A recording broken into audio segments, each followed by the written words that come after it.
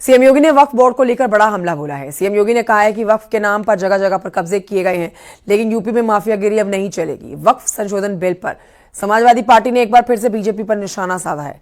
सपा प्रवक्ता ने इन मुद्दों पर सुप्रीम कोर्ट का रुख करने की बात कही। रिपोर्ट देखिए। माननीय मंत्री जी, प्रश्न है कि माननीय मंत्री जी द्वारा प्रस्तुत संशोधन संख्या 2 को स्वीकृत किया जाए। जो सदस्य इसके पक्ष में हाँ गए। जो वक्फ संशोधन बिल पास होने के बाद अब एक्शन की तैयारी है। यूपी में वक्फ की अवैध संपत्तियों पर बड़ा एक्शन लिया जाएगा। वक्फ को लेकर सीएम योगी ने साफ किया है कि यूपी में माफियागिरी नहीं चलेगी। कुंभ का आयोजन करने जा रहे थे, उस समय वो बयान दे रहे थे कि प्रयागराज में कुंभ की भूमि भी वक्फ की भूमि है। अबे हमने कहा ये बोर्ड क्या भूमाफिया बोर्ड हो गया क्या? भूमाफिया प्रदेश में नहीं चल सकते। माफियाओं को तो हम पहले ही विदा करा चुके हैं प्रदेश से। अब उत्तर प्रदेश में माफियागिरी नहीं चलेगी। वक्फ संशोधन बिल पर समाजवादी पार्टी ने एक बार फिर बीजेपी पर निशाना साधा। सपा प्रवक्ता दीपक रंजन ने इस मुद्दों पर सुप्रीम कोर्ट रुख करने की बात कही। इसमें बहुत बड़ा खेल है और भारतीय जनता पार्टी की निगाहें जो है वक्फ की जमीनों पे गड़ गई, लेकिन हम समझते हैं कि हम लोग माननीय न्यायालय का दरवाजा खटखटाएंगे। मुस्लिम समुदाय के लोग माननीय न्यायालय का दरवाजा खटखटाएंगे। अधिकारियों की माने तो प्रदेश में वक्फ घोषित की गई 98% संपत्तियों में किसी का कोई आधिकारिक रिकॉर्ड नहीं है। इनमें अधिकतर जमीनें ग्राम समाज की है, जिनमें खलिहान, तालाब, पोखर जैसी संपत्तियां शामिल है। अधिकारियों का कहना है कि ऐसी जमीनों को वक्फ नहीं माना जा सकता है। इसकी पहचान कर जब्त किया जाएगा। न्यूज़ 18 के लिए ब्यूरो रिपोर्ट। लखनऊ के करबला अब्बास बाग के लोगों की नजर अब वक्फ अमेंडमेंट बिल पर टिकी है। वक्फ बोर्ड का दावा है कि ये पूरा इलाका वक्फ संपत्ति पर बसा हुआ है। अब इस दावे से स्थानीय लोग बेहद परेशान हैं, क्योंकि उन्हें अब अपने आशियाने खोने का डर सता रहा है। लोगों ने अपनी जमीन के कागजात वक्फ ट्रिब्यूनल कोर्ट में दायर कर दिए हैं। अब उन्हें बस इंतजार है एक राहत भरे फैसले का।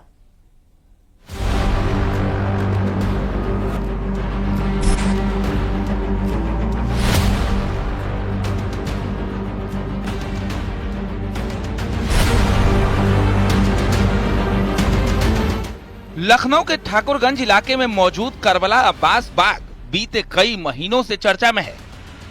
शिया धर्मगुरु कल्बे जब्बात का कहना है कि ये पूरी जमीन वक्फ की संपत्ति है, जबकि बीजेपी के पूर्व सांसद विनय कटियार ने इस पर ऐतराज जताया है। आप पूरी जमीन देख रहे हैं, यहाँ से बात है, ये करबला अब्बास बाग ये वक्फ की जमीन है।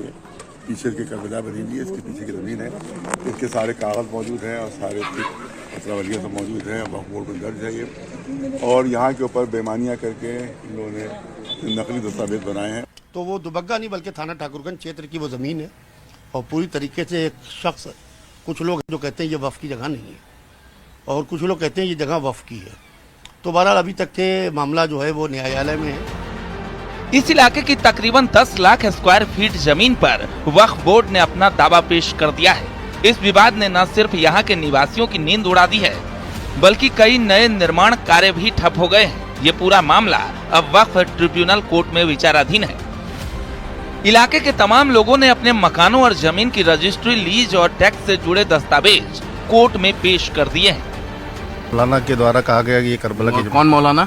कल्बे जब्बार साहब आए और कहने लगे कि ये सब पूरी ज़मीन जितनी है, जितने में आप लोग रह रहे हैं, सब उसकी ये करबला की ज़मीन है।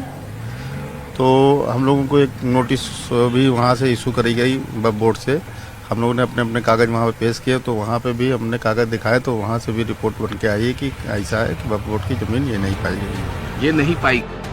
लोगों की उम्मीद वक्फ संशोधन बिल से बंध गई है। उन्हें विश्वास है कि जैसे इस बिल को अमल में लाया जाएगा, उन्हें कानूनी तौर पर राहत मिल सकेगी। अब वक्फ ट्रिब्यूनल से ये फायदा होगा कि हम उसके अपने डॉक्यूमेंट्स पेश कर सकते हैं, लगे हुए हैं हमारे डॉक्यूमेंट्स। अब अगर वहाँ से जो भी डिसीजन आएगा, हम आगे चल के अपील में जा सकते हैं। ऑलरेडी पहले अपील नहीं कर सकते थे, अपील होती तो वक्फ ट्रिब्यूनल में ही होती, लेकिन अब हम सिविल कोर्ट भी जा सकते हैं, हाई कोर्ट भी जा सकते हैं और सुप्रीम कोर्ट भी जा सकते हैं। करबला अब्बास बाग ही नहीं, बल्कि यूपी में ऐसे सैकड़ों मामले हैं जहां जमीनों को लेकर विवाद जारी है। ऐसे में वक्फ संशोधन बिल उन सभी लोगों के लिए एक उम्मीद की किरण बनकर सामने आया है जो कई वर्षों से अपनी संपत्ति के अधिकार के लिए कानूनी जंग लड़ रहे हैं। Bureau report, news 18।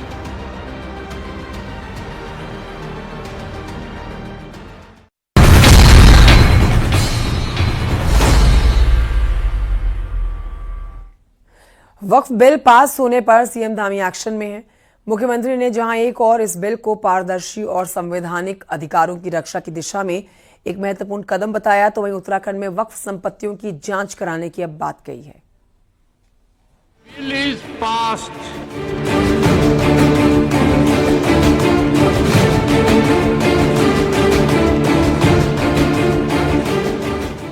The bill is passed.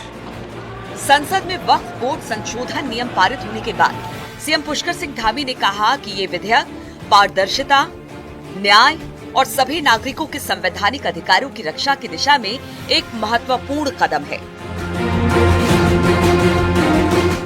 साथ ही कहा कि पहले जिन जमीनों पर भू माफियाओं का कब्जा था, पंचायत और देवस्थानों की जमीनों को वक्फ बोर्ड में शामिल कर लिया जाता था, अब उन जमीनों पर सरकार का नियंत्रण होगा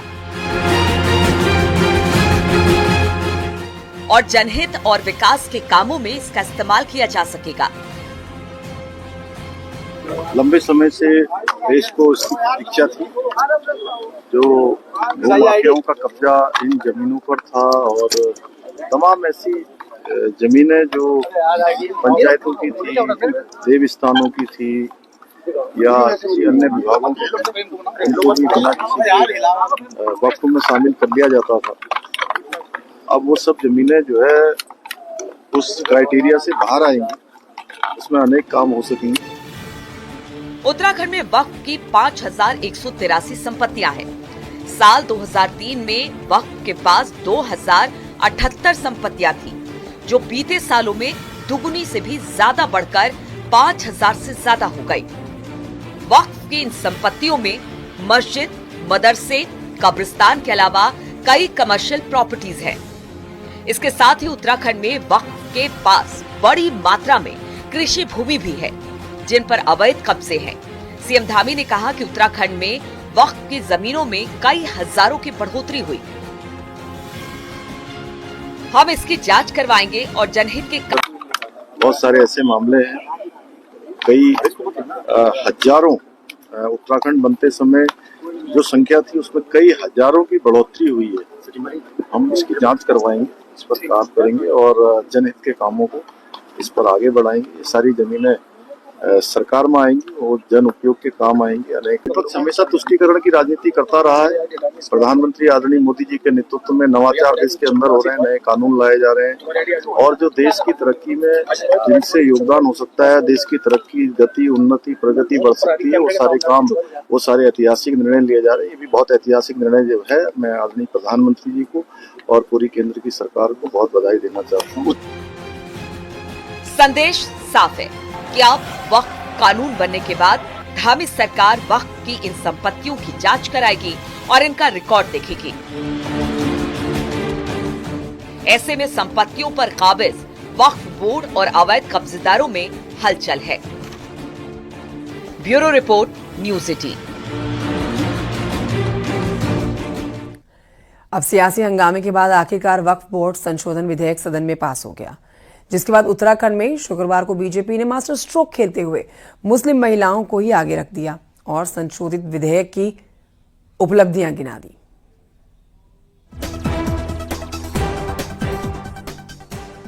ये खुशी और ये नारेबाजी है वक्फ बोर्ड संशोधन विधेयक के पास होने को लेकर, जब देहरादून में बीजेपी अल्पसंख्यक मोर्चे से जुड़े लोगों ने एक दूसरे को मिठाई खिलाकर वक्फ बोर्ड संशोधन विधेयक के पास होने की खुशी मनाई।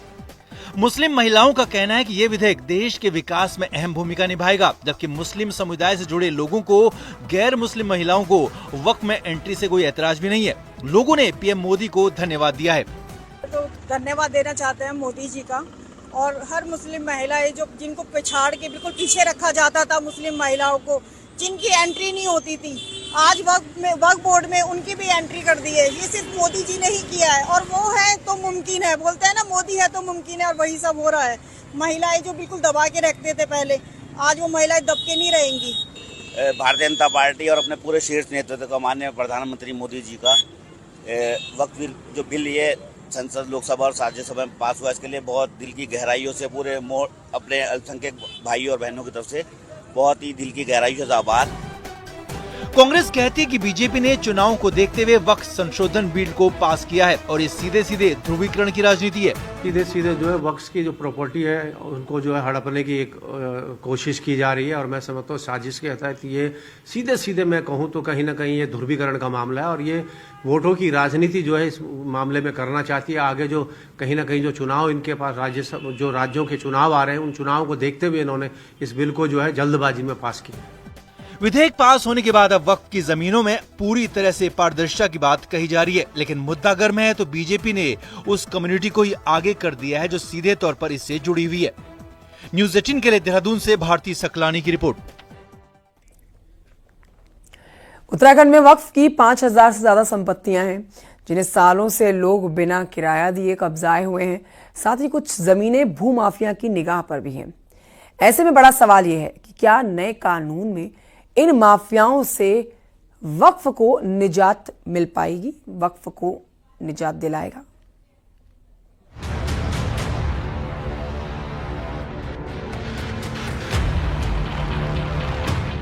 देवभूमि उत्तराखंड की इस खूबसूरत धरती पर भूमाफिया की नजर है और इसी भूमाफिया का एक रूप है वक्फ माफिया, जो देवभूमि में मौजूद वक्फ की जमीनों पर कब्जा कर मौज काटता आया है। कमजोर वक्फ बोर्ड की वजह से इसकी संपत्तियां खुर्द बुर्द होती चली गई, जिसके 2 नमूने पिछले दिनों नैनीताल के रामगढ़ और रुड़की के पिरान कलियर में देखने को मिले। रामगढ़ की बड़ी संपत्ति पर एक वक्फ माफिया अकबर अहमद डंपी ने कब्जा कर रखा है। वहीं बीजेपी नेता भी मान रहे हैं कि नए कानून से ऐसे माफियाओं पर लगाम लग सकेगी। में देखिए, उत्तराखंड की सबसे बड़ी संपत्ति एक वक्फ माफिया अकबर अहमद डंपी ने उस पर कब्जा कर रखा। उसके खिलाफ मुकदमा भी भारतीय जनता पार्टी की सरकार ने कराया, उससे कब्जा लेने का प्रयास कराया, लेकिन जो हमारा कानून था, पूर्व का कानून जो था वो इतना कमजोर था कि उसमें सरकार का हस्तक्षेप हो नहीं रहा।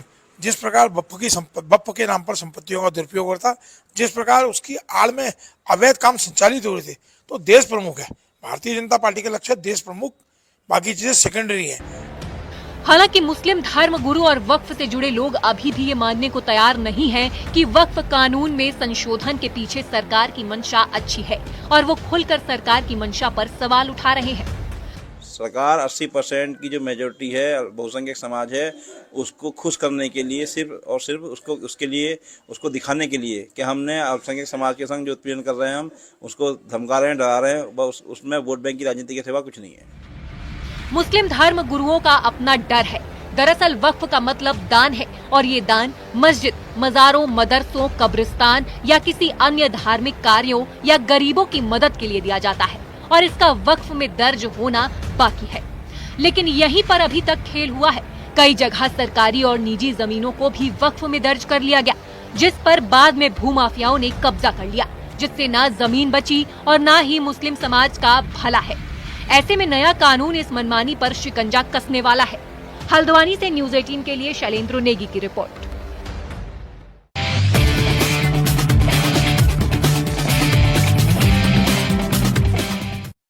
लखनऊ सुपर जॉयंट्स ने रोमांचित मुकाबले में मुंबई इंडियंस को 12 रनों से हराकर अपनी दूसरी जीत दर्ज की है। लखनऊ ने पहले बल्लेबाजी करते हुए मिचेल मार्श और एंडेन मार्करम को अर्धशतक के दम पर 20 ओवर में 8 विकेट पर 203 रन बनाए। अब जवाब में सूर्य कुमार यादव ने भी अर्धशतक जड़ा, लेकिन उनकी कोशिश बेकार गई और मुंबई 5 विकेट पर 191 रन पर ही आउट हो गया। मुंबई के लिए सूर्य कुमार ने 43 गेंदों पर 9 चौकों और 1 छक्के की मदद से 67 रन बनाए। मुंबई पे जीत दर्ज की है लखनऊ ने।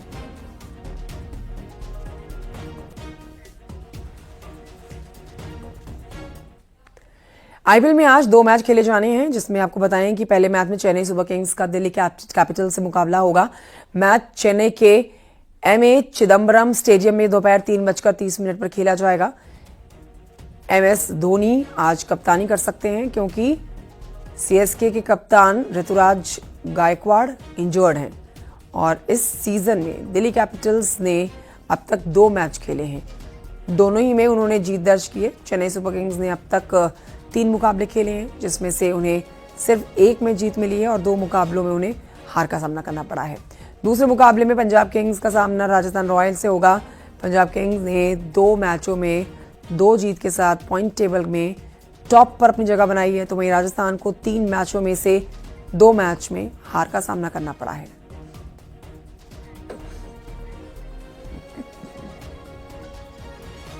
उधर सुल्तानपुर में रंजिश के चलते एक लड़के की गोली मारकर हत्या कर दी गई। हमलावरों ने घटना से पहले वीडियो वायरल कर दिया और धमकी दी। पुलिस ने केस दर्ज करके आरोपियों की गिरफ्तारी के लिए 5 टीमों का गठन किया है। रिपोर्ट देखिए।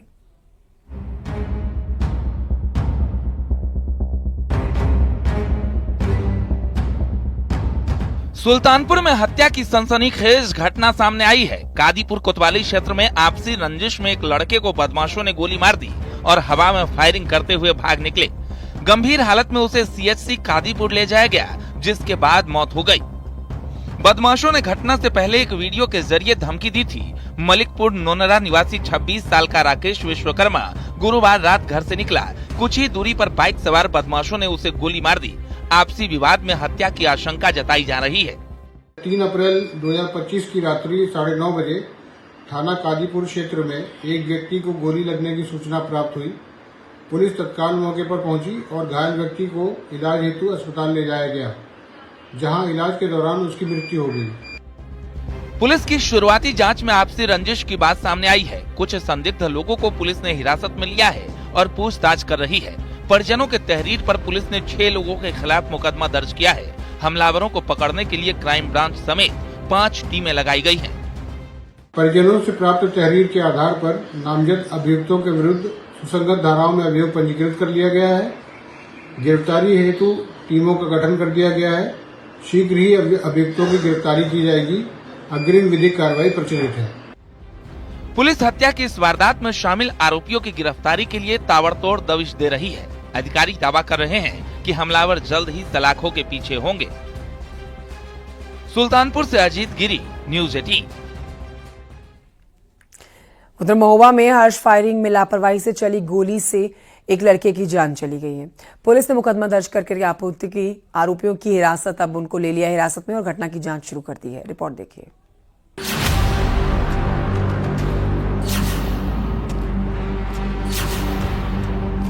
महोबा के कबरई इलाके में कुआं पूजन के दौरान चली गोली से एक लड़के की मौत हो गई। आपस में रिवॉल्वर को लेकर छीना झपटी के दौरान गोली चली और इसकी चपेट में आने से पास में खड़े इस्लाम नाम के लड़के की मौत हो गई। मृतक इस्लाम अपने परिचित वीरेंद्र वर्मा के यहाँ कुआं पूजन में शामिल होने आया था। घटना के बाद समारोह का माहौल मातम में बदल गया। मृतक के पिता ने आरोप लगाया कि उसके लड़के को दोस्त ही बुला कर ले गए थे और गोली मार दी। जान के मारा है, जान के मारा। कोई रंजिश वगैरह है? कोई रंजिश नहीं थी हमारी, मगर उनकी मार दिया। हमारे थी घर पे लोग। घटना की सूचना मिलते ही मौके पर पहुंची पुलिस ने जांच शुरू कर दी है। रिवॉल्वर को कब्जे में लेकर आरोपियों को हिरासत में ले लिया है। लाश को कब्जे में लेकर पोस्टमार्टम के लिए भेज दिया है। रिवॉल्वर कैसे कार्यक्रम में लाया गया और किन परिस्थितियों में गोली चली, इस बात की जाँच की जा रही है। मित्र और परिचित सम्मिलित थे। इसी दौरान जीतू द्विवेदी की लाइसेंसी लोडेड रिवॉल्वर को लेकर के 2 व्यक्तियों में छीना झपटी होने लगी, जिससे कि फायरिंग हो गई, जिसमें एक व्यक्ति को गोली लगी। घायल व्यक्ति को अस्पताल लाया गया, जहां डॉक्टर्स ने उन्हें मृत घोषित कर दिया। मृतक के परिजनों की तहरीर पर थाना कबरई में सुसंगत धाराओं में अभियोग पंजीकृत किया गया है। घटना में संलिप्त अभियुक्तों को पुलिस ने हिरासत में लिया है। घटना में प्रयुक्त शस्त्र को पुलिस ने बरामद कर लिया है। सभी बिंदुओं की गहनता से जांच की जा रही है। अग्रिम विधिक कार्रवाई प्रचलित है। हर्ष फायरिंग और लापरवाही से हथियार चलाने का नतीजा महोबा में एक शख्स की मौत के रूप में सामने आया है। फिलहाल पुलिस सभी पहलुओं पर जांच कर रही है और कार्रवाई की तैयारी में जुट गई है। महोबा से मनोज ओझा, न्यूज़ 18।